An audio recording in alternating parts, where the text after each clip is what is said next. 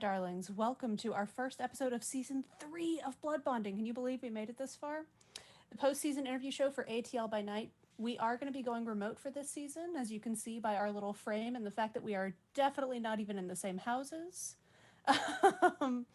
As you can see, I have all of our lovely ladies with me. I have Renee Cooper, who plays Hexadecimal for her first season of Blood Bonding. I have Brittany Trambauer-Smith, who plays Melisande. And I have Leona Rohr, who plays Thomasina. Um, as a reminder, since this is a postseason show, we are going to have spoilers in Blood Bonding. So if you don't want to get spoiled on anything, go back to our YouTube channel and catch up on the season. That includes the vignettes, because we will be asking questions about those as well. And catch up to that and then come back and join us. And as an announcement, we have a couple of announcements as housekeeping. Don't forget to check out the atlbynight.net website, where you can pick up our Lost Childer play guide. Don't forget to check out Rusted-Icons Designs, where we have the Renashri Camarilla pint glass, which is beautiful. It's dark red. It's got the Renashri Camarilla symbol on it.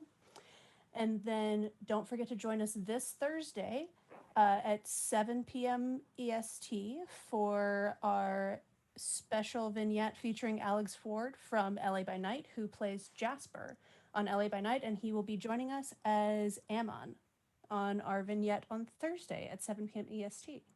I think that gets all of the announcements out of the way. Good evening, ladies. How are you? Hey. Good. Perpetually hungry. I mean, that's kind of the life of a kindred, though, right? Yeah, I'm just living a life right now. Yeah. So, I mean, what you're telling me is that you haven't murdered anyone lately. Not today, no. But yeah, and then, hi, Renee, you are joining us for your first season of Blood Bonding after your first season of ATL by Night. How has your season been? How have you felt joining the cast? I am so excited to be here.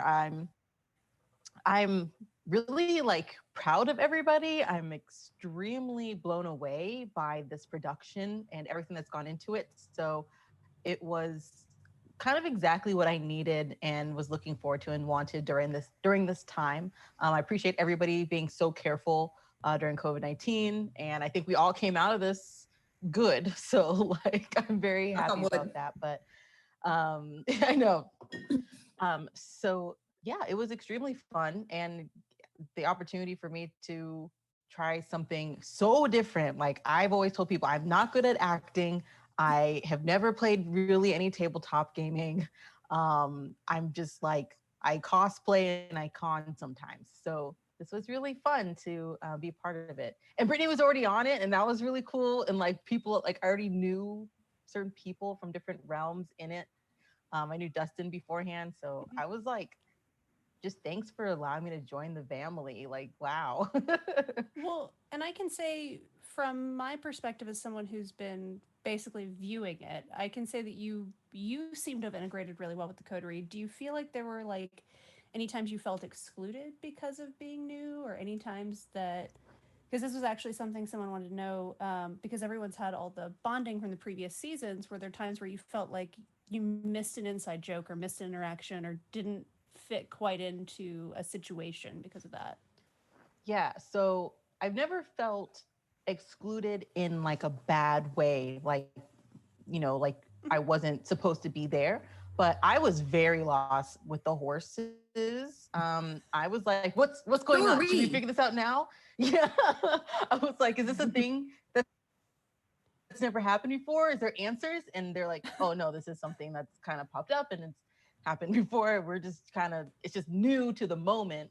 And learning about some of the new just words, people words, terminology for Vampire the Masquerade was a huge learning experience, and I had to kind of learn quickly. And there were times when after the camera's off and we're taking a break, and I was like, I'd react something like, oh yeah, and I'd be like, what is that? Who is that person? Who's Mark? The first time I mentioned Mark, I was like, who's Mark? Where's Mark come from? So yeah, but it was.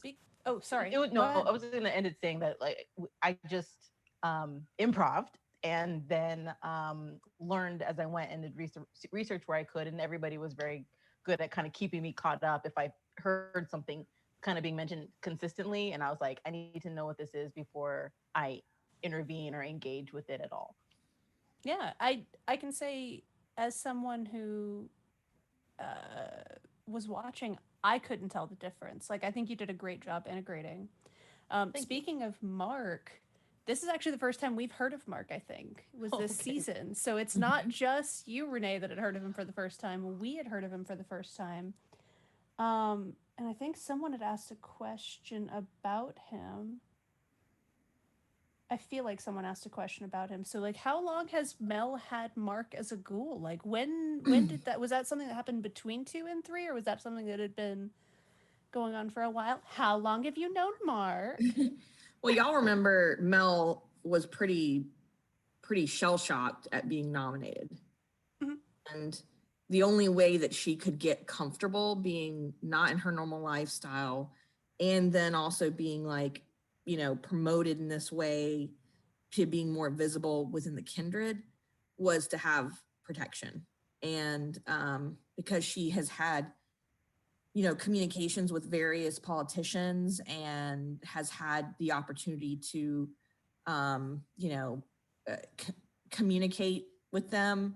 She also knows quite a few Secret Service agents and knew a lot about some private security firms.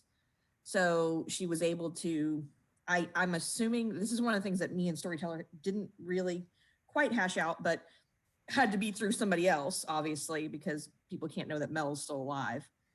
But she got his information and called him in, and that's that. So he was brought in as her personal security from between 2 and 3, because she, I mean, truthfully, she was just really pretty scared for her immortality, and also because, you know, she felt very out to sea and kind of without, you know, the coterie is one thing, but when you don't have your typical, you know, lifestyle, it's just it was a big change for her. So Mark was kind of a security blanket. It was like the closest she could get to being a part of the political world without actually being part of that.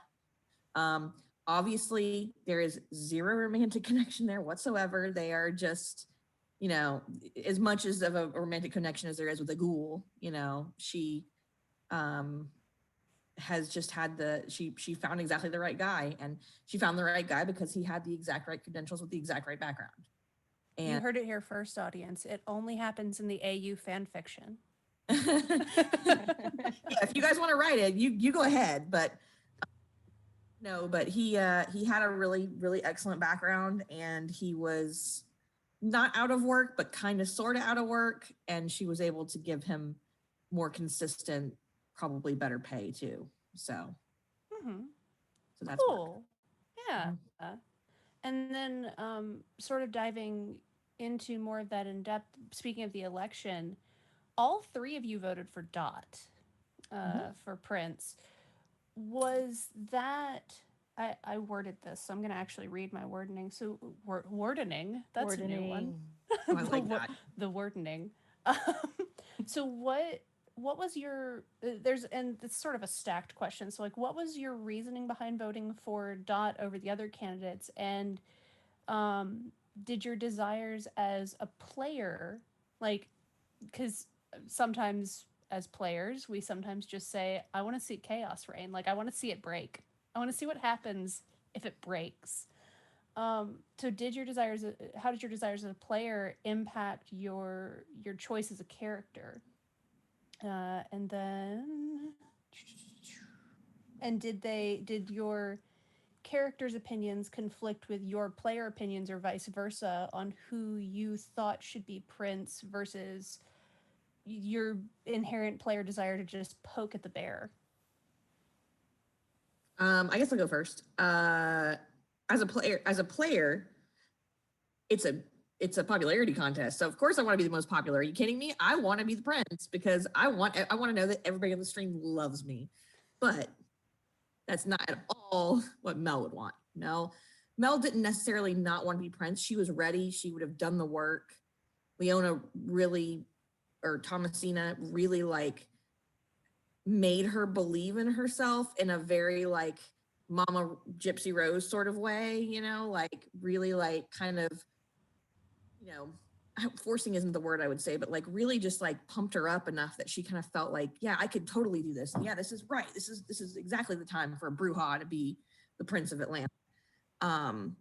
But for me, why I voted for Dot, or for Mel, why she voted for Dot, was because one, she really believes very strongly in the Nosferatu as being one of the more powerful and under like privileged groups in Atlanta, and having their primogen be the prince not only provides power to their people, but it gives us greater access to the information they have, and it gives us the ability to, you know, work more closely with them. And I just feel like it would have been a huge benefit to Atlanta, or Mel feels like it would have been a huge benefit to Atlanta to have a Nosferatu in charge.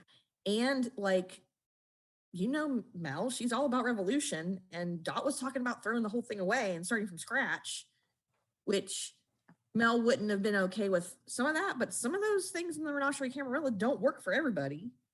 And it would have been a great way to like truly start this amazing democratic, like fully power to the people, or power to the kindred in this case, sort of way. So that's kind of how me and Mel thought. And Thomasina?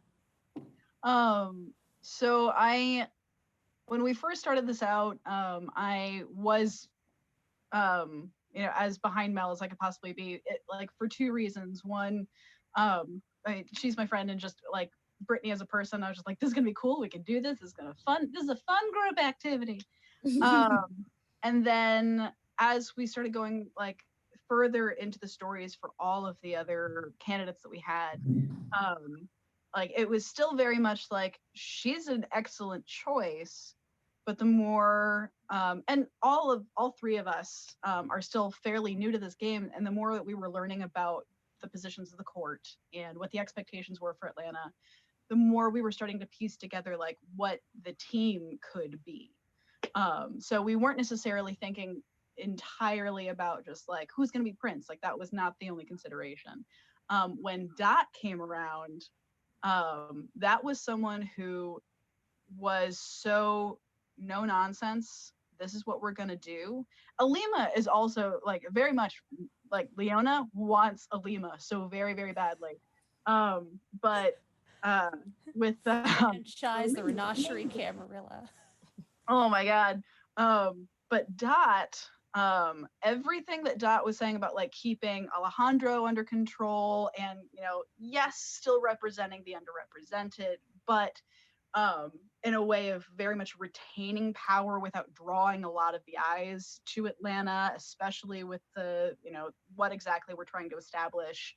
The Nosferatu listen, they see, they are entirely connected to everything that's going on. And if anyone's going to give us an edge, they were the ones to do it. And especially just the ongoing relationship between the Ventru and the Nos through the history of the Camarilla was something that just like, well, this looks like it's working again. So that's where I entirely put my coins into that.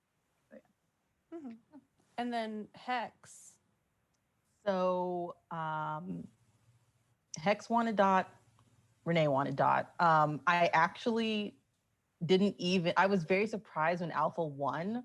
Like I wouldn't even pay attention when he was mentioned because I'm like, nobody is going to vote for him. Like I honestly was just like, he's just, from what I gathered of the character, I was like, that's very similar to the prince that they seemed to have before. So I was like, no one's gonna go that path. He's got like this weird fetishy food thing. And I was like, no one's gonna worry about that.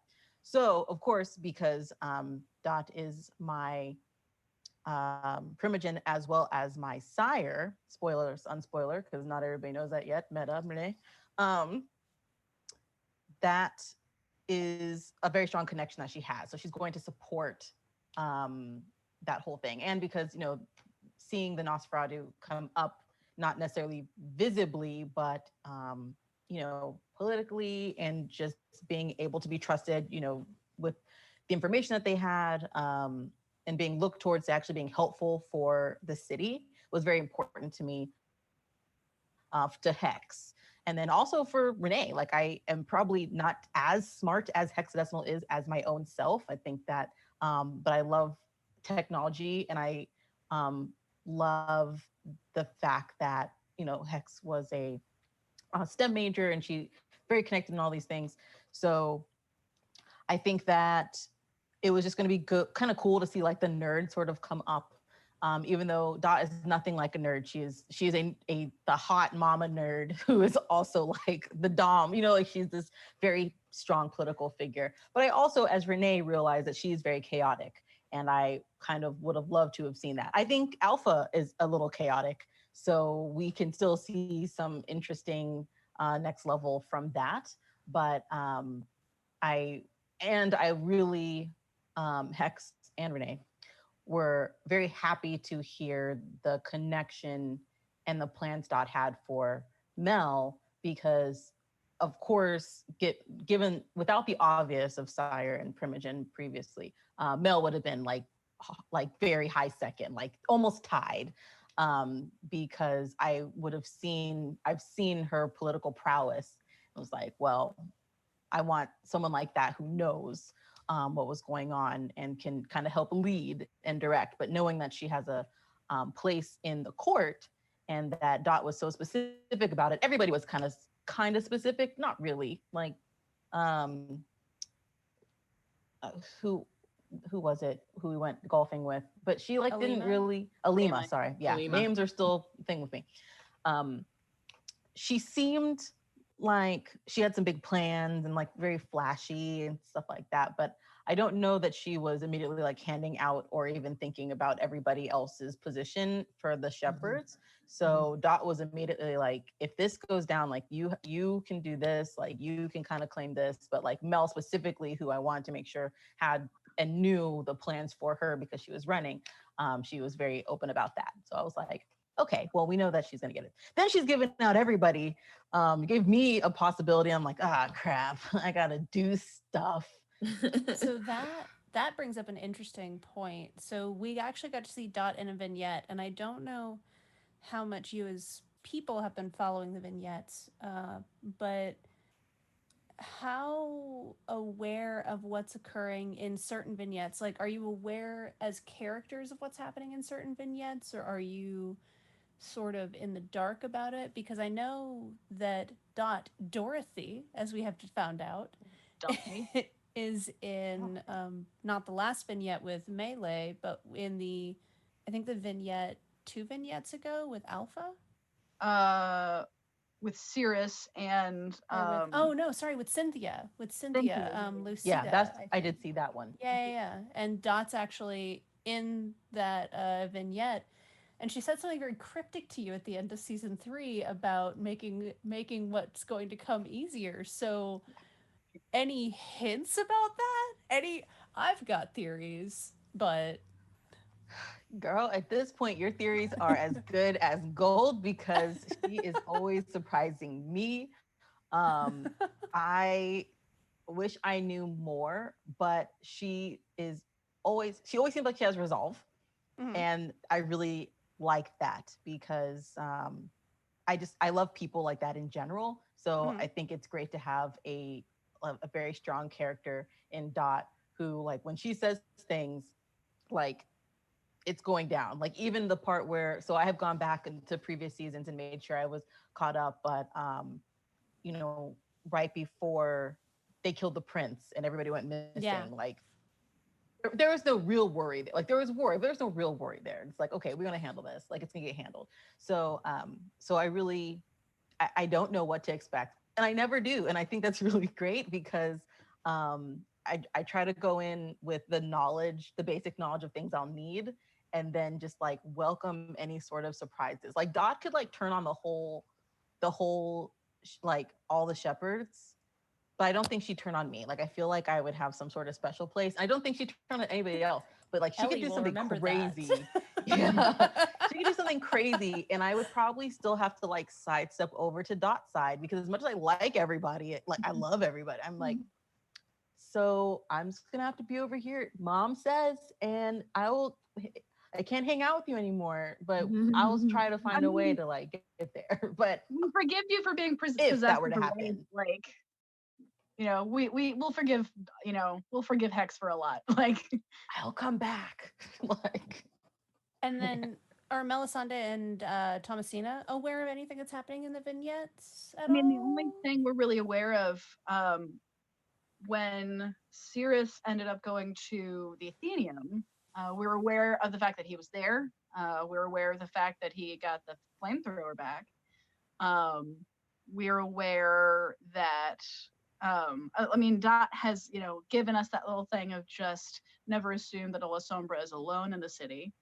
So we've gotten like bits and pieces of that. I don't think it wasn't until the cap of season 3 that we knew anything about what happened with Cirrus and Alpha. And even that's just like a little tiny bit. Well, I mean, all I know is exactly what was said to me by Alpha on the phone, which is That's true. I don't even know yet. yeah, or not a spot problem. Yeah. So like that's all I know. Yeah. Obviously the flamethrower and like no, I mean meta we know all the things because we watch the things, but in character, most of us don't know unless we're actively a part of whatever like past issue it is that they're discussing. Mm-hmm. If it's a thing that's meant to be a part of our history, then it's something that our character would know. If it's not, if it's fully separated from us, unless another character tells us about it, then most of the time we don't know. So it's actually real. Basically, what I feel like Ellie is doing, and I just absolutely love it. She's enriching the Atlanta lore. She's creating this larger universe, and she's giving faces and really breathing life into these NPCs in such a way that, you know, Atlanta is such a, it's every season it gets richer and bigger and more diverse and you know, as characters, maybe we don't get to see a lot of that stuff, you know, it ends up impacting us in one way or another, as it would, you know, but we don't know what's actually happening unless it is divulged to us by another character. So, and there's not a lot that we've pursued either that's been like I'm trying to remember the episode. It's like the penultimate episode. There was a lot that I remember going into that going like, are we going to hear about this and this and this and this? Like there was so much that I was like trying to separate out in my head after that vignette.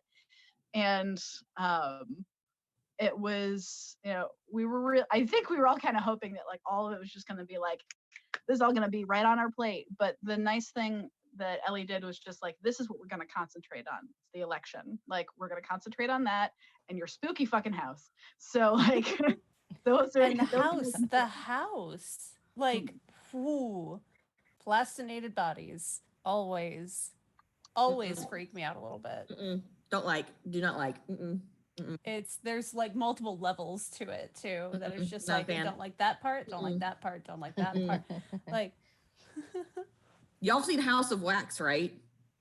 Yeah. Oh, that movie! No, oh my god, I love it. It's one so with Paris bad. Hilton. It's so bad. Terrible. I love it. I love it so much, though. Paris is like, I won't go like saying she's an Oscar winner, but she's underrated.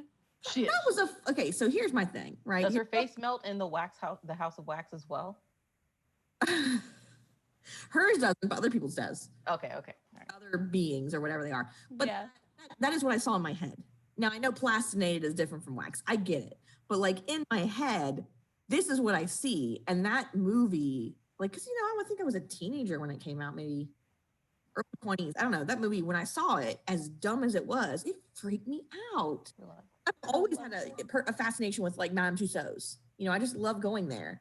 But then when they do this whole thing where it's like, actually, they're bodies. It's like, no. I mean, nope. Like, nope. I had like Vincent Price in my head like the whole time, which is a nice comforting thought. Yeah.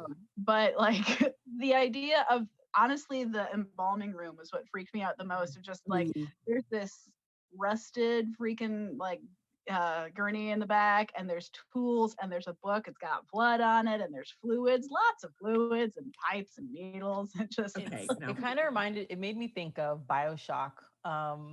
I don't remember which, there's 3. And so it's definitely between like 2 and I don't know, but there's like a whole part where you go through this area and there's wax figures and then you leave and come back and they're all gone and you have to fight them later. And I was just like, well, I'm glad we didn't have to fight wax crazy plastinated women in our own house, and they like spin and ballerina at you, and I was like, that would The have been storyteller will make a note of that. Yeah, I Oh, know. no. that's a No. No, she got us with the ghosts. Guys who were burned out back. Like, Yeah, that we're good on ghosts. We got ghosts aplenty with the in our backyard. So no thanks. No thanks. And this was, I think we've only had two combats the entire like series. We've had the shootout at the SI, shootout at the Oh, SI yeah, corral, bang bang, and the and then the ghost fight, and that was interesting for There y'all was to go also through. the museum before I got in.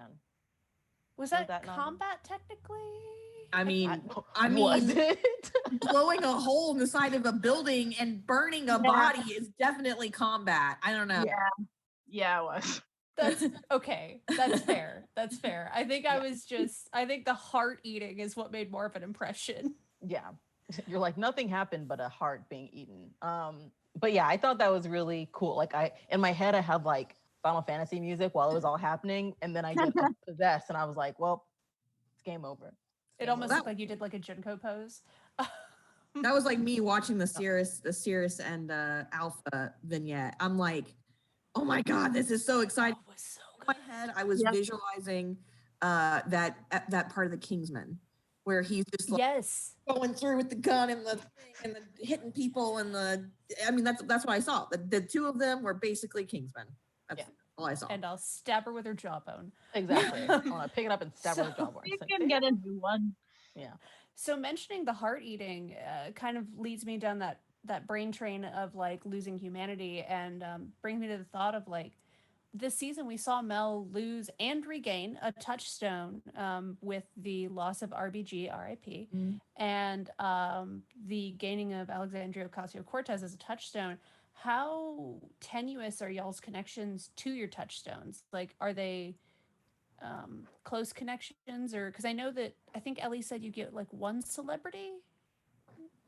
I mean, you don't have to. It's more of a security and like if you have someone who could be killed in game, like someone who's a fictitious person that you could end up losing in game for whatever reason, then that's one thing. But if you end up having a touchstone that is a celebrity, that you're like you're leaving it up to the world as to whether or not they live or die, then like it's unlikely that you're going to lose that particular aspect of humanity to yourself.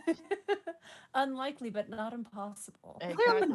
That was very like, it's weird to say it, and there's no good way to say it, but it was very strange and timely, and like overall with everything that was going on in the show, that we lost RBG, and yeah, that was like, I was like, whoa, this is real. I don't think I've picked or expressed my touchstones yet, but I did question whether or not Jaden Smith could possibly already be a kindred. But I've been assured he's probably not. But I like Jaden Smith because he represents, to me, he represents uninhibited youth and a very forward, and he's very like, he's the epitome of what can happen if you are growing up and you have literally no boundaries.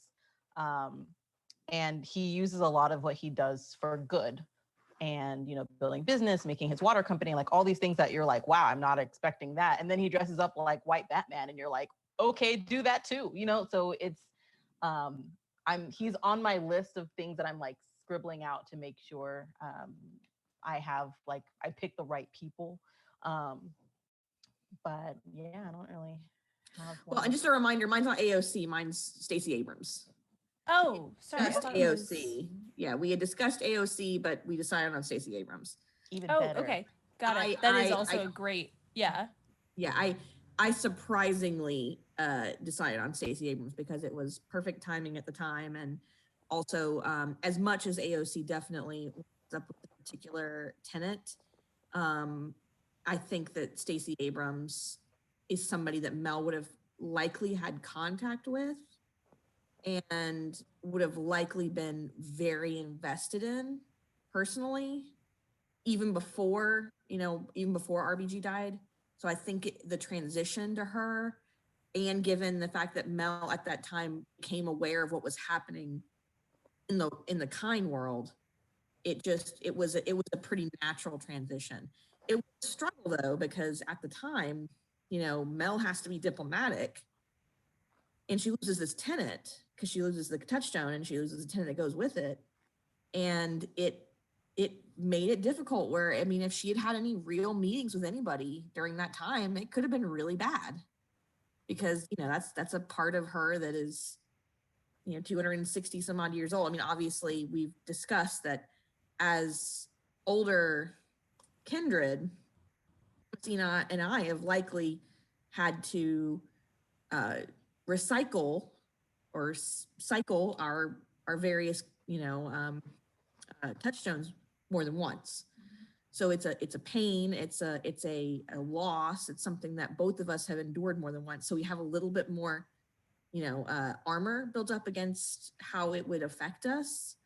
But the timing was just, for Mel, it was just terrible. I mean, there was just no way to pad the timing. There was no way to make that pain or make that loss or make the personality consequence any softer. There just was no way. And I believe, if I'm not mistaken, we met with Dot during that time, during that one day, or maybe right afterwards. I can't remember, but her speaking about eradicating the SI at that moment was like just what Mel needed to hear. Like, she didn't give a shit about anything else. Like, get rid of the bad guy. Like, that was it. So, but as far as Stacey Abrams is concerned, she has filled the void more than adequately in Mel's eyes. And I think that Understatement. Like, not getting into Georgia politics, but no. No, but Mel now, I'm hoping that she may not be active as much as she is aware.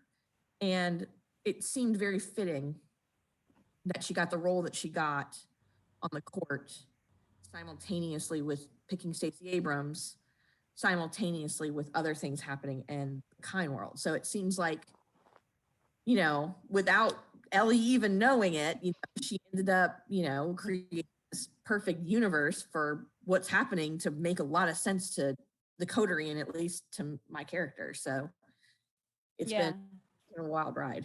Yeah, and we had a lot of synchronicities, and I know Ellie probably planned a few of them, like the election kind of timing up around the same time. But there were a couple of synchronicities within the plot arcs, as well as within the real world politics. Oh, here's a funny one. If you had based, so this was not the way this question was originally worded. If you had based your vote only around who you or your character finds attractive, who would you have voted for out of the candidates? It was worded as if you only voted for who you simped for, but like, I figured I would. I mean, like, it's the same thing. Like, Alima is just this gorgeous, forceful powerhouse of just like, I'm going to surround myself with absolutely beautiful things and beautiful people, and no one's going to be able to stand against me. And I was just very like, yeah, that's what about Alima instantly. Mel is very, I don't know if anybody picked up on this, but this is going to be for the fans that don't know this already, but she is very, very strictly ace. Ace, both asexual and aromantic. Like, she did none of that is a consequence to her whatsoever. Friends are one thing, but anything outside of that is not even a thing that she has the capacity or need for. But if she did give, let's say back to when she was Kine, I think it would have been somebody more like Alejandro. Okay. Because she, reforming a bad boy. debonair, like kind of charming, but like also powerful and like so. But personally, Alpha, I think he's I know why he won. Come on, guys, we know why he won. I mean, we've all seen. I mean, yeah. I would also, I'd like to change my answer because I forgot about one of the candidates. That's right, because Alejandra is played by Lucas. By a stunning gentleman, yes. Yeah. Yeah. Like totally, that's like totally like that. That is like Mel's. That has her written all over it. I'm not going to go into who her sire is, but he is like very much of her sire, like hugely. So what you're saying is her sire was a thirst trap. Yes. 100%. But before her sire, she had things happen, and so there was no romantic connection. But if there had been, it would have been to that kind of a person. So fair enough. Renee, Oh man. who do you simp for? Right? I know, right? Like, First of all, Hex simps for so many people on the show Yes, because does. I'm not allowed to find love. So whatever. But I would honestly say that if I had to choose, I probably would have voted for Elijah, which is very funny for multiple reasons. But I think he's so handsome. he is. And we know him in real life too. He's another cool friend. So yeah, but I'm not simping for him in real life because that would be a fruitless venture on my part. But I just like I liked his vignette. Yeah. I like his vignette where he was just so like, mother, like I love that, like, Mother, what so are we posh. doing? So, what are we? I want to go have fun, mother. Goons, mother. Like that just reminds me of that whole thing.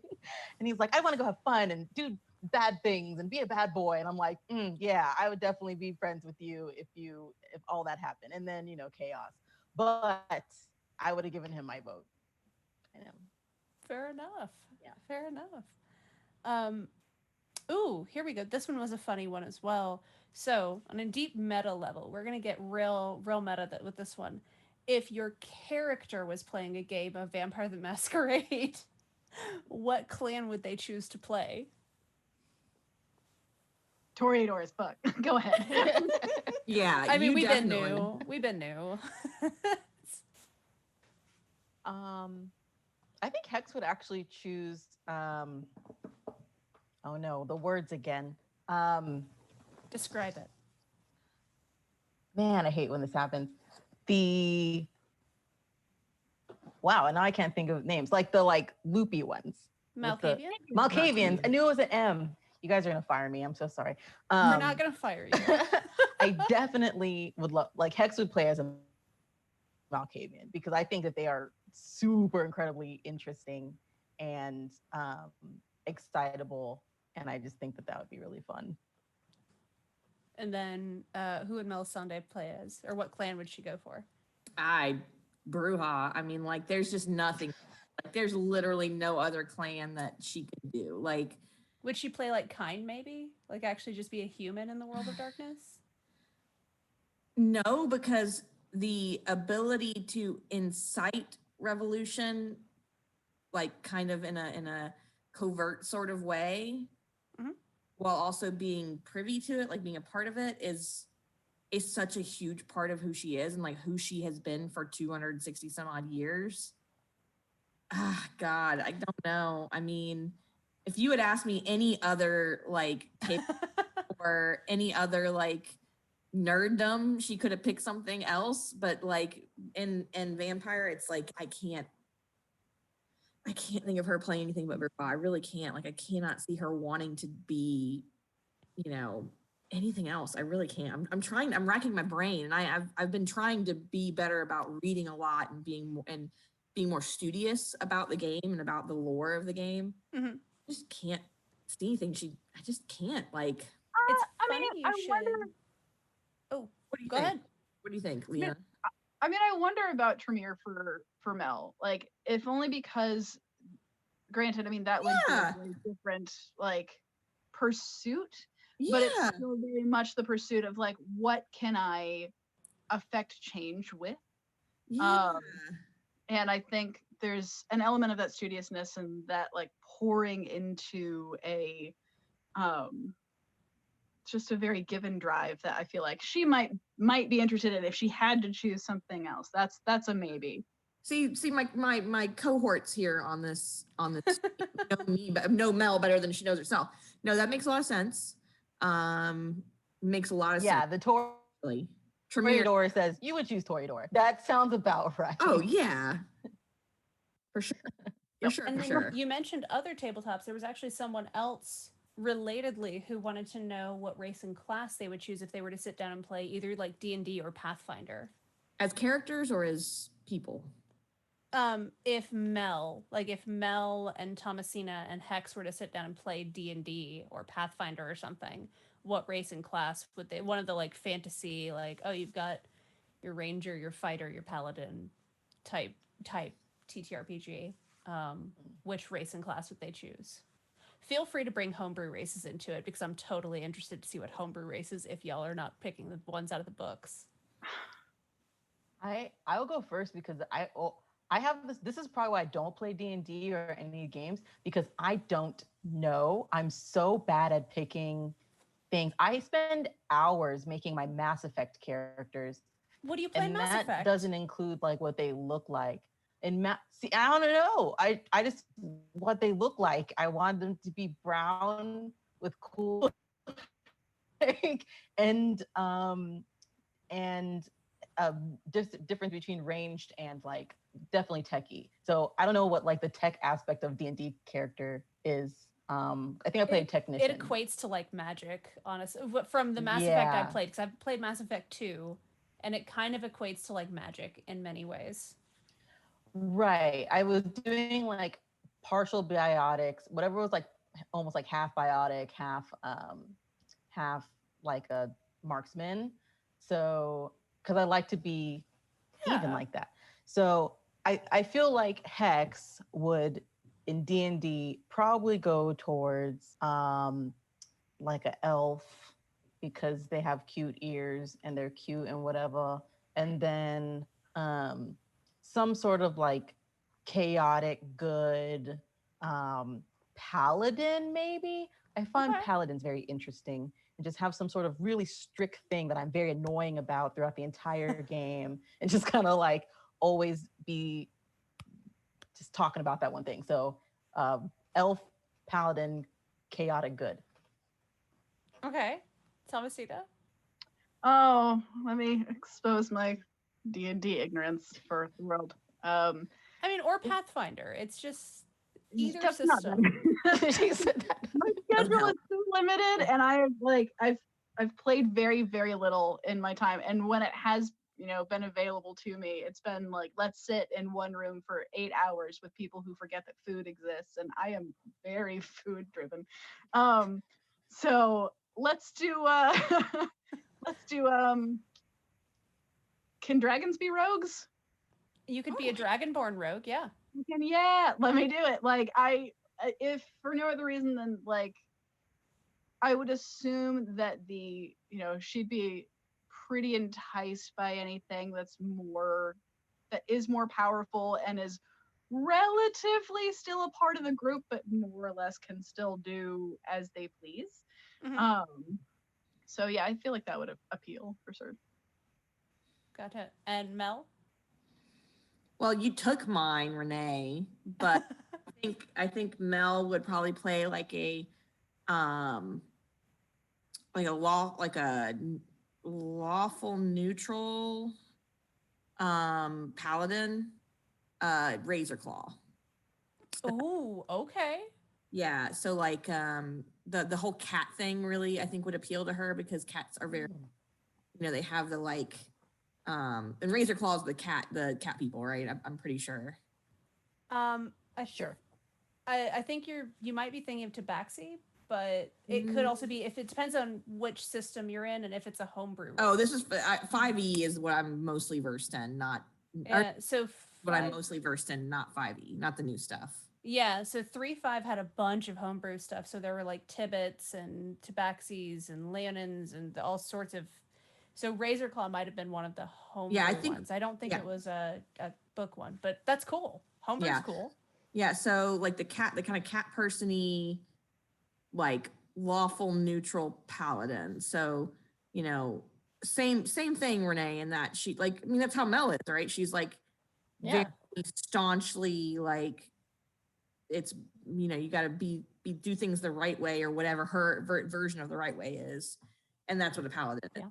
They're just righteous, and that It'd be is funny a with those word. two at a party though. A chaotic, what was it? Chaotic neutral and lawful neutral. I'm chaotic good. Chaotic Yeah. good and lawful yeah. neutral. Lawful So neutral. I have to be like, like we're gonna do this, and we're gonna friendship is magic. Like I just feel like that would be my catch. That would be what my stance is. Friendship is magic, and I would be chaotic good. Paladin of the Oath of Friendship is Magic. Yes. with the worshipping Celestia. Oh, for sure. Yeah, definitely. There'd definitely be MLP references that would go over my own head, but I would make sure that they're in there.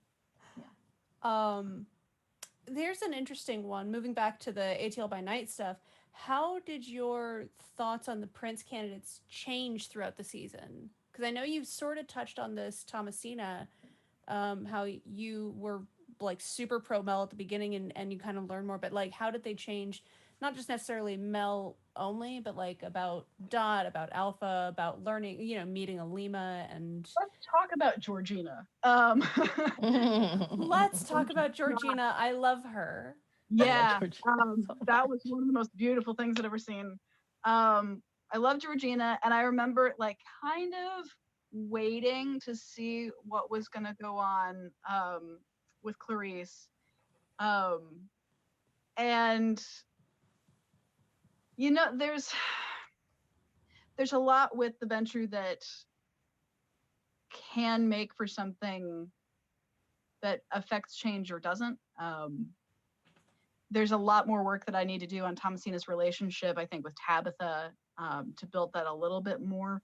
But as we were looking at their relationship, like clearly there's something there. It's just like, okay, well, this one is the one that like we want her on every team for sure. And we were waiting to see what Clarice was really bringing to the table here.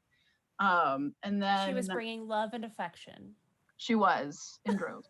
Oh baby. And then, oh gosh, like everything with Alpha was not terribly surprising.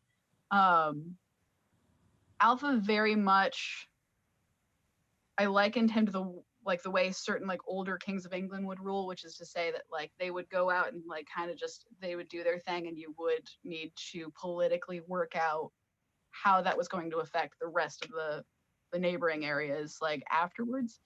So there's nothing with Alpha that's terribly hidden so far, other than I've been assured just that the intelligence that he actually does possess, that he just doesn't put out there for everyone to speculate on. He very much keeps those cards very close. So that is an element that doesn't make him a comfortable candidate if you want to be able to like assuredly say like, I know this is what you're about. Now with Dot, we think we know exactly where she stands. God, I hope we do. But there's a lot of reasons to suspect that maybe we do not, that maybe she is a liar. But especially with the vignette.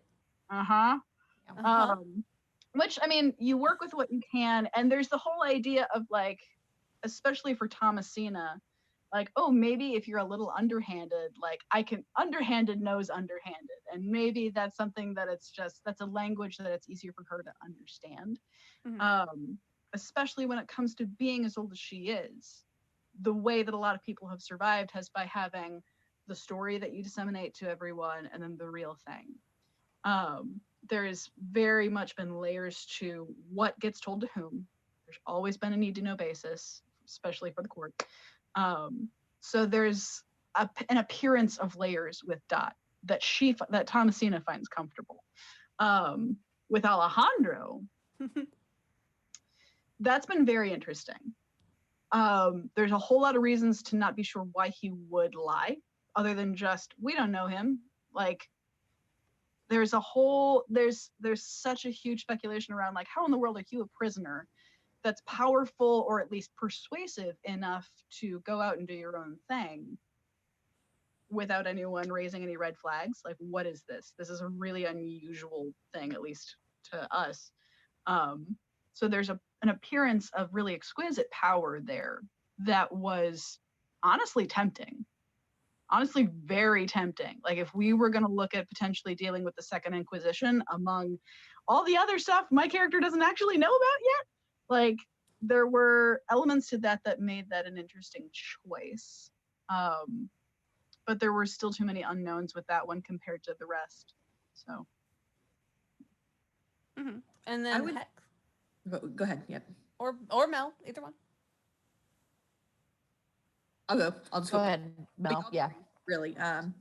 Honestly, Mel's understanding of the candidates changed as she had those conversations with each of them. Because you can only formulate, stereotypical understandings of people when you don't actually have a conversation with them. I mean, that's just, natural. And as we had our meetings, her feelings on them changed. Honestly, Mel's relationship / feelings about Alpha changed mainly in season 2. Fairly early on, I think she was more willing to give him grace than anybody else on the coterie was for what happened at Venture Tower. And that was because I think one, knowing what she knows from the Primogen, because she did have a relationship with them and they did give her some information, but also she had an opportunity to speak with him separately of the coterie at one point. So Mel's understanding of people only changed as she met them, and her feelings on who would be the best candidate. Really, I mean, she's very decisive, if anything else. I mean, as soon as the person showed themselves as the right person to be Prince in her mind, then that was it. She needed no more evidence. She had what she needed. She had the words, and she takes words very, very seriously, because you can't really be a politician if you don't. I mean, you can be. He's a really shitty one, but she took the words at their value and expected, action based on those words. And as such, her opinion was pretty well made as soon as she had a conversation with Dot about what she wanted to do. I mean, Mel has a relationship with all of the Primogen already.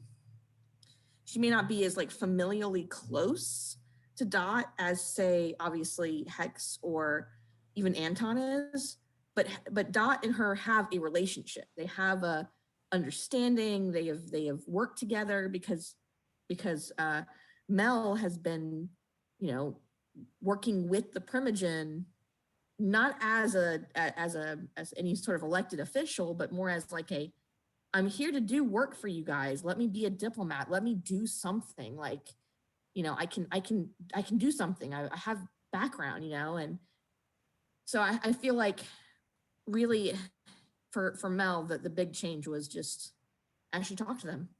Yeah. And I mean, you notice that even as she talked to Alejandro, her understanding and her feelings on him kind of changed a little bit, but still stayed pretty well in the realm of let's kill that motherfucker. You know what I mean?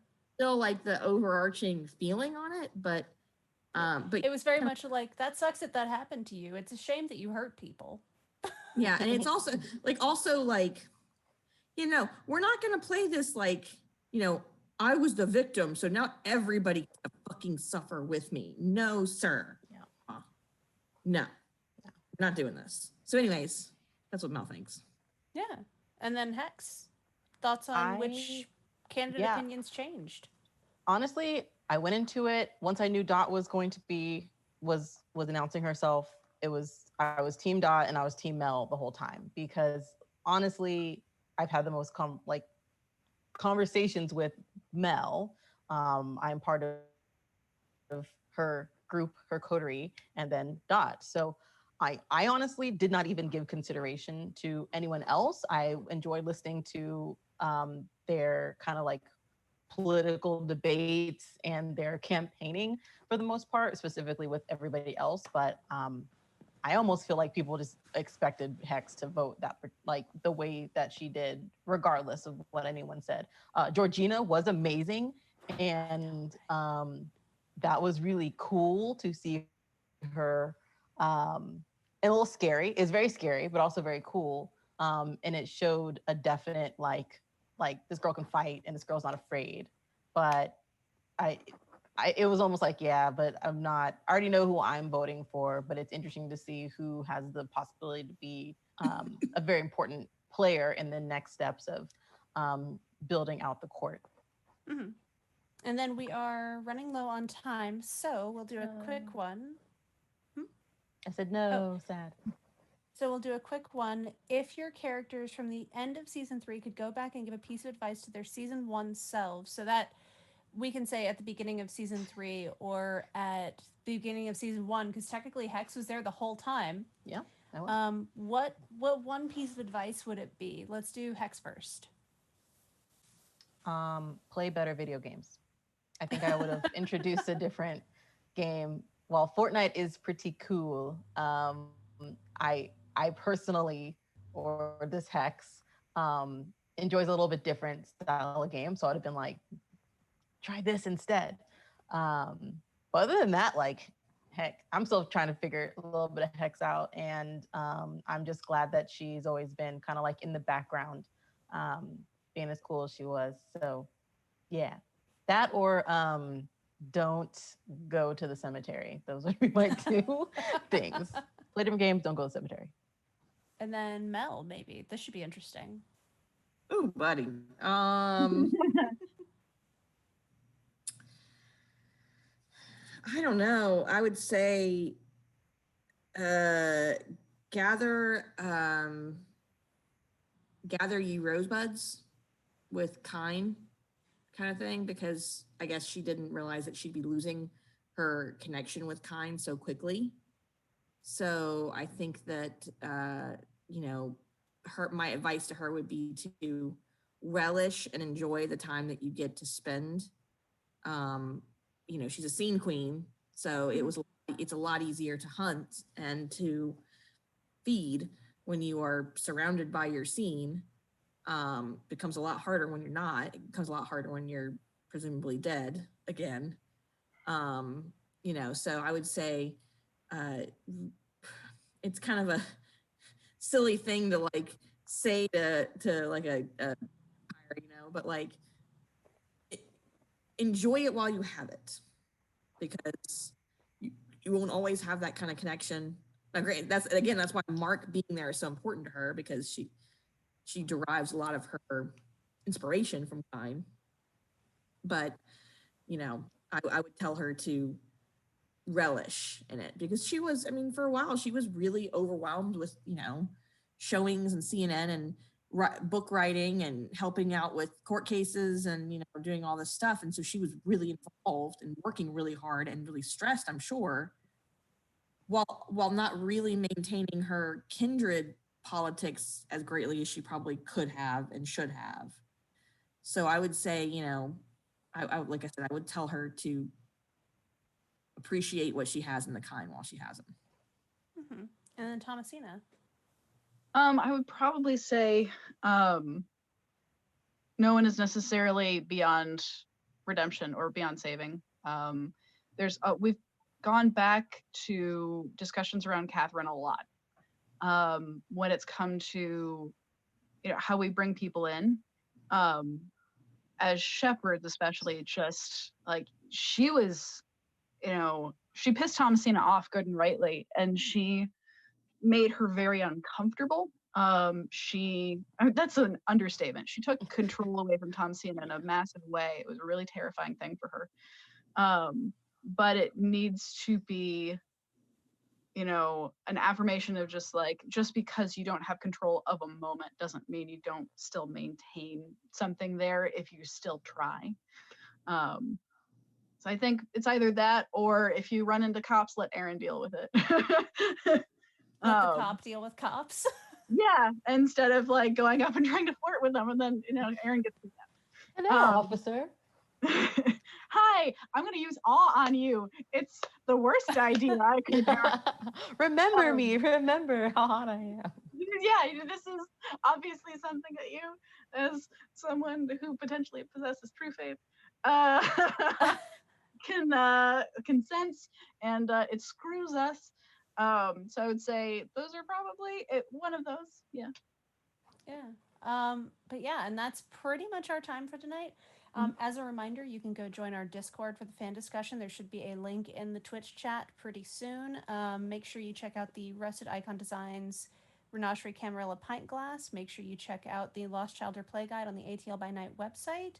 And make sure you join us again on Thursday so that you can see Alexander Ward playing Ammon in our season. I believe it's the finale. I believe it's the vignette finale for this season. So I think it's the last one. So yeah, come see it all go out and see what Ellie's able to cook up for the end of season 3. And with that, next week we will have Zach and Tyler to talk about season 3's Anton and Aaron antics. And thank you for joining us tonight, lovelies, and I hope you have a good day. Bye. Bye.